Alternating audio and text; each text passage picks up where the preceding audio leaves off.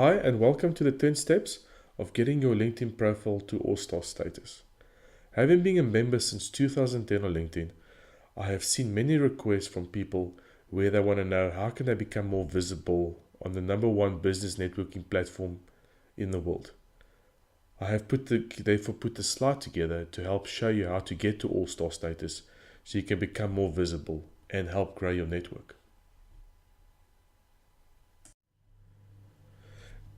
LinkedIn has 5 levels of profile strengths you can have. The first one starts off with a beginner, then you move on into intermediate, advanced, expert, and then all-star. An all-star is a status where you want to be for your LinkedIn profile. So this presentation is going to show you the 10 steps to get to that profile strength. Let's just have a look at some of the benefits of having an all-star status on LinkedIn.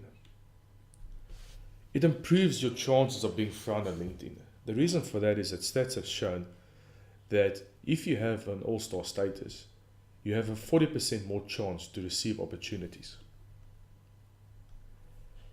It definitely creates a good first impression, and good impressions become lasting impressions. People will come back to look at your profile. They may promote it, they may share it with other people, invite you to their profiles. So the better your strength, the better the impression. It creates your personal brand. In today's times, all professionals should have their own unique online identity, and LinkedIn is the perfect platform to showcase that. Lastly, it helps you to stay connected and help to grow your network. The more visible you are, the more connections you'll have, and the more your network will grow. So this takes us into step 1, which is industry. So you'll see right throughout this presentation, I've taken screenshots from my own LinkedIn profile to show you where to go and where to navigate. So looking at the industry, in my instance it would be accounting. So what you do is you select your industry type and you can choose from 147 options. Once you've done that, you click save. The reason why you need to put in your industry is so if someone searches for an accountant, then my name will come up in the network. It just improves your searchability. So this takes us on to step 2, which is location. So to the left of the industry type, you need to select the country where you live. You also have a list of 240 countries you can choose from. Once you've done that, you click save. Again, if people want to look for an accountant in Perth, Australia, then my name will come up. It just again improves your searchability. So this takes us on to step 3, which is your current position. So LinkedIn wants you to show your experience, basically who you worked for, what you did, and how long you were there. So what you need to do is you need to go to the section called experience, and then show your job title, your company name, and start date. This takes us to step 4, which is your previous position. So in step 3, you entered your current position, now you enter your previous position. You basically do the same, you show the job title, the company name, and the start date. The reason why you should have 2 most recent positions is that it makes your profile 12 times more likely to be found. Now we move on to step 5, which is education. In the education section, you need to add your higher education schools you attended. You need to add your degrees. And you need to add all your specializations. You'll see from the drop down you have various options. And if you do not include any educational details in your profile, it will make your profile incomplete and you won't achieve all-star status. LinkedIn wants you to demonstrate to your network your education. Step 6 involves skills. So under the skills and endorsement section, you need to list at least 5 skills that you deem as your expertise. Why you need to list skills is that people endorse you for your skills. And when people search for skills, your name will come up. Step 7, You must add a photo, but keep it professional.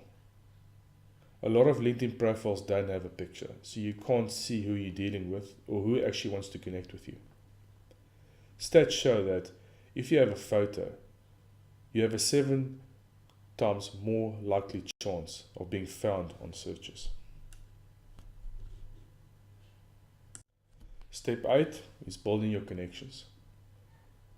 In order to have all-star status, you need to have at least 50 connections in your network. So what I've done is I've given you some basic simple steps how to quickly get to the 50.